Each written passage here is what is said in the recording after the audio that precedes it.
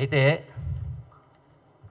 ఇక్కడ వాస్తవంగా ఈ శ్రీధర్ రెడ్డి అనే వ్యక్తి వ్యవసాయక కుటుంబం, రాజకీయాలు ఉన్నటువంటి వ్యక్తి కాదు. ఈ మధ్యకాలంలోనే ఆనాటి శాసనసభ్యునికి బంధువు కూడా. అంటే ఒక్కొక్కరికి ఒక్కొక్క రకమైనటువంటి వీక్నెస్ అలవాట్లు ఉంటాయి. ఊరంతా కోడె కూస్తూ ఉంది అంటే దురలవాట్లు, నేను చెప్పడం కాదు. చాలా కుటుంబాలు బాధపడుతున్న కుటుంబాలు ఉన్నాయి ఆ గ్రామాల్లో. ఇక అంతకంటే ఎక్కువ చెప్పడం బాగుండదు, అర్థం చేసుకోవచ్చు. అంతేకాకుండా వాళ్ళ కుటుంబంలో కూడా భూమి తగాదాలు ఉన్నాయి, తర్వాత ఆర్థిక లావాదేవీలు ఉన్నాయి, చాలా ఉన్నాయి విషయాలు. ఇప్పుడు 40 గ్రాముల జీడి ఇంగువ పొడి కొంటే 40 గ్రాముల జీడి ఇంగువ పొడి ఉచితం. ఇప్పుడు 40 గ్రాముల జీడి ఇంగువ పొడి కొంటే 40 గ్రాముల జీడి ఇంగువ పొడి ఉచితం.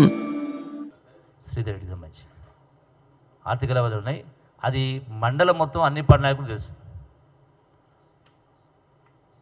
శాసనసభ్యులతో కూడా లావాదేవీలు ఉన్నాయి. అంతకంటే ఎక్కువ ఈ సందర్భంలో నేను చెప్పదలుచుకోలేదు, మీరే తెలుసుకోండి, గ్రామానికి వెళ్ళి కానీ మండలం వెళ్ళి కానీ.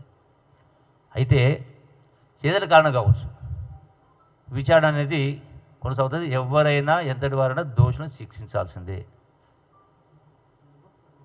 బంధశాలు జరిగి తీరాలి. రెండవది, ఇది ఎట్లయిపోయిందంటే రాజకీయంగా ఏ రకంగా వాడుకోవాలనే కింద వాళ్ళకు ఒకటి ఉంది, నా పైన ఒకటి ఉంది. ఎందుకంటే ఎప్పుడైతే పొంగులేటి శ్రీనివాసరెడ్డి గారు నేను బీఆర్ఎస్ పైన తిరుగుబాటు చేసిన తర్వాత, ఎదిరించిన తర్వాత బీఆర్ఎస్ పార్టీకి కోలుకోలేని దెబ్బ పడ్డది. ఆ దుగ్ధ ఆ కసితోటే 4 రోజుల క్రితం వాళ్ళ బాకా పత్రిక, కేసీఆర్ మాటల్లో ఏమంటారు కదా, కేసీఆర్ మాటలో బాకా పత్రిక, కరపత్రిక, పతాక శీర్షికన హెడ్లైన్స్, నిన్నటి లక్ష్మీపతి కూడా హెడ్లైన్స్లో వచ్చింది. కేటీఆర్ మాట ఇంకో మాట్లాడు, గతంలో కూడా జరిగింది అన్నాడు.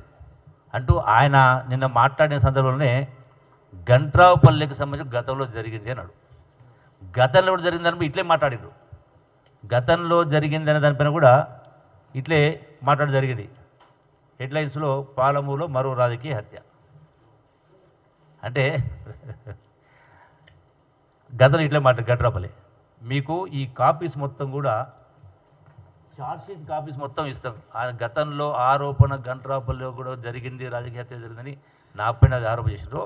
అది ఆల్రెడీ కేసు అయిపోయింది, వాళ్ళకి శిక్ష పడ్డది, వాళ్ళకి అన్నీ జరిగింది. దానికి సంబంధించిన మొత్తం ఇందులో స్పష్టంగా ఇందులో